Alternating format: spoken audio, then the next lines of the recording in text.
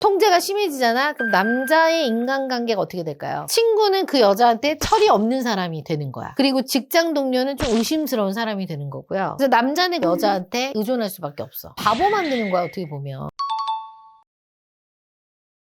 PD님들, 우리 여자 PD님들이니까 예를 들어 남친이 있어. 근데 그 남친이 나 없이도 너무 잘 놀고 와. 그러면 기분이 좀 어떨 것 같아? 왠지 모르게 약간 좀 서운하다? 근데 그런 생각 할 수 있는데 여자들은 있잖아요. 다 그런 건 아니지만 이 서운함에서 끝나지 않아요. 누구를 만나고 어디를 갔다 왔는지 계속 알고 싶고 확인을 하게 돼요. 남자들은 처음에 이거를 관심이라고 생각을 하거든요. 나를 많이 좋아하니까 저러는구나 이렇게. 그래서 설명을 하게 되지. 그러면 이제 어떻게? 또 이제 뭐 달래주지 또 여자친구를. 다음엔 좀 일찍 들어올게. 근데 조금씩 이상한 일이 생기기 시작해요. 내가 혼자 행복하고 올 때마다 여자친구한테 이상한 해명과 그리고 미안함과 보상이 어느 순간 붙기 시작해요. 그래서 저는 이걸 뭐라고 부르냐, 행복 통행세라고 얘기해요. 여자친구를 지나야 친구를 만날 수 있고요. 눈치라는 이 통행료를 내야지만 내 취미를 할 수가 있고, 미안함을 내야 혼자 즐길 수 있는 걸 할 수 있는 거지. 모든 여자가 다 이런 건 아니란 얘기야. 그러니까 이런 거예요. 남친의 독립적인 이 즐거움을요, 불안으로 이제 받아들이고 제재하려고 하는 여자들의 유형들이 있어요. 그래서 오늘은 행복 통행세가 4단계로 커지는 그 과정에 대해서 제가 한번 짚어볼게요. 첫 번째입니다. 행복 신고제입니다. 행복도 신고해야 된다는 얘기지. 금요일 저녁에 남자친구한테 친구가 연락이 와요. 야, 오랜만이다, 한잔하자. 근데 남자가 여자친구한테 이제 얘기를 하는 거야. 아, 나 오늘 문선이랑 나 잠깐 놀다 올게. 바로 여자친구가 질문을 하는 거지. 누구누구 오는데? 여자는 없어? 어디서 만나? 끝나면 사진 보내고 술자리 시작해도 사진 보내. 남자는 처음에 알았어 라고 관심이라고 생각을 하는 거죠. 내 일상을 궁금해하고 걱정해준다 이렇게 좋게 생각하는 거야. 근데 술자리에서도 계속 휴대폰을 보게 돼. 답장이 늦으면 싸움 날까봐 대화에 친구랑 집중 못하는 거야. 근데 대표님, 그 솔직히 말해서 연인끼리 나 어디 있다, 어디랑 누구누구 있다 알려주는 거 기본 아니에요? 맞아요. 그러니까 소식을 이렇게 나누는 거하고 결백을 증명하는 건 엄연히 달라요.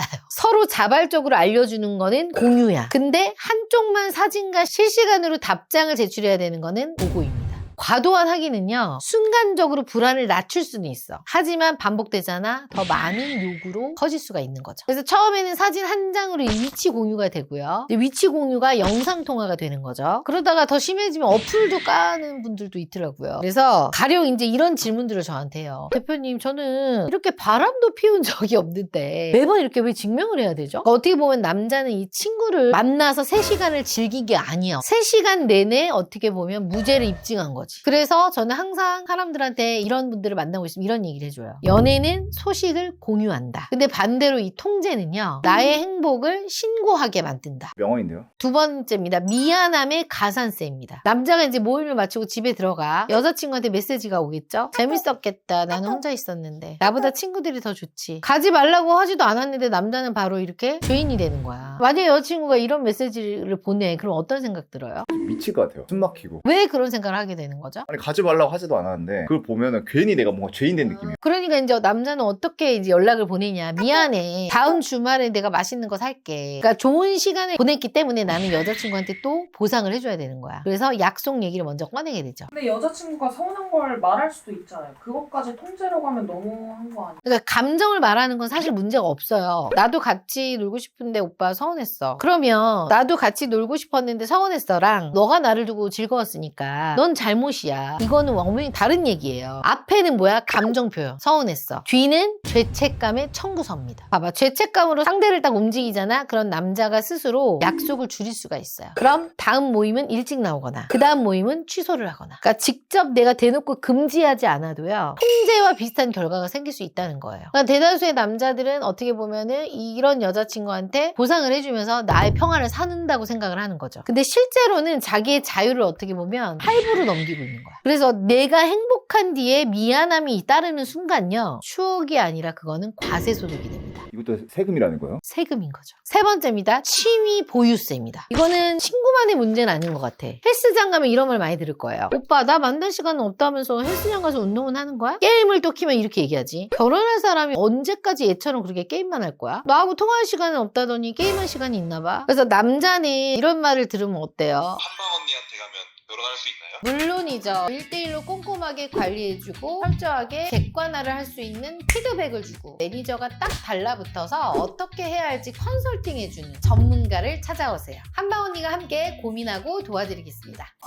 난 뭐 얘한테 증명을 해야겠다. 정말 날 믿어주지 않는구나. 이런 생각에 하나씩 취미를 정리하죠. 뭐 게임기를 판다거나 헬스장 회원권을 끊는다거나 주말 운동 모임을 빠진다거나. 그러니까 처음에는 우리 미래를 위한 투자처럼 느껴질 수 있어요. 근데 자기 선택권이 이렇게 점점점 계속 줄어들잖아. 그럼 남자 입장에서는 결국에 사랑보다 이 답답함을 먼저 느껴. 이게 왜 그러냐면요. 자기 결정성 이론이라는 게 있어요. 여기서는 자율성을 인간의 기본 심리 욕구 중에 하나로 봐요. 내가 선택해서 함께 하는 것이랑 선택권이 사라져서 함께 있는 거는 완전 다르거든. 근데 대표님 남자라면 다 공감할 텐데 결혼하려면 취미도 줄이고 서로 맞춰야 된다 그런 건 맞잖아요. 그건 맞아요. 근데 결혼은 좀 조정이야. 조정은 어떠냐? 둘 다 움직이는 거야. 남자의 취미를 다 포기하면서 순전히 여자한테 100% 맞히는 건 그건 조정이 아니에요. 재개발이지, 재개발. 실질적으로 그래서 남자분들은 이런 걱정 때문에 저한테 질문을 많이 해요. 저 결혼하고도 이거를 다 포기해야 되는 건가요? 이렇게. 근데 아니에요. 제가 앞에 아까 얘기했잖아요. 재개발. 그게 뭐야? 여자의 건물만 계속해서 올려주는 게 아니라 내 것도 같이 올리면서 같이 가야 되는 구조인 거잖아. 근데 이거는 어떻게 보면 땅으로 비유하면 내 땅은 빈 땅으로 만들고 여자의 건물만 그냥 계속 올려주는 꼴이라는 거예요. 그래서 사랑은 취미와 공존을 해야 되는 거야. 통제는 근데 어떻게? 남자의 취미부터 철거해버려요. 네 번째입니다. 인간관계 압류입니다. 통제가 심해지잖아? 그럼 남자의 인간관계가 어떻게 될까요? 줄어들지. 친구는 그 여자한테 철이 없는 사람이 되는 거야. 그리고 직장 동료는 좀 의심스러운 사람이 되는 거고요. 여자친구가 근데 일일이 다 끊어 이렇게 말하진 않아. 대신 사람을 만날 때마다 갈등 비용을 지불해야 돼요. 그래서 남자는 그 여자와의 갈등을 줄이고 싸움을 피하려고요. 내 주변 관계를 정리하는 거지. 싸우기 싫어서. 근데 솔직히 실제로 연애를 하다 보면 친구나 이상한 가족들도 있잖아요. 그런 관계 끊는 게 맞는 거 같아요.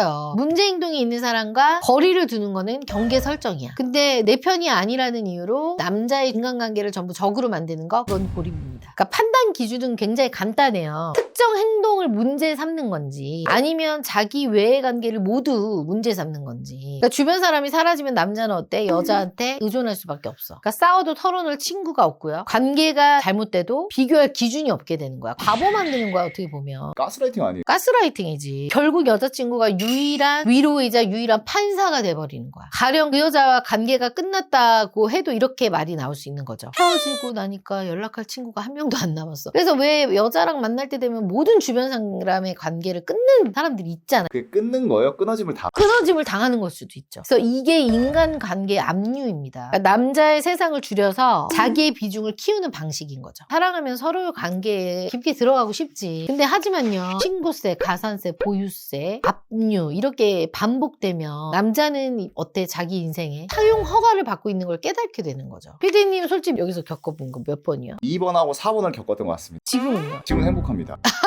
제가 봤을 때는 남자분들이 제가 오늘 한 얘기에 대해서 어느 정도 공감을 하실 것 같아. 그리고 진짜 명심했으면 좋겠어요. 사랑받는 남자는요, 행복을 공유합니다. 근데 통제받는 남자는요, 내가 행복할 때마다 어떠한 대가, 세금을 지불해야 돼. 그래서 여러분은 어떤 통행세를 내봤는지 그 경험담에 대해서 한번 댓글로 남겨주시면 저희가 또 다음 영상을 하는 데 도움이 될 것 같습니다. 그래서 오늘 영상이 좋았다면 좋아요, 구독하기 눌러주시고요. 더 자세한 상담을 원한다면 밑에 링크를 클릭하셔서 신청해 주시면 빠르게 연락드리겠습니다.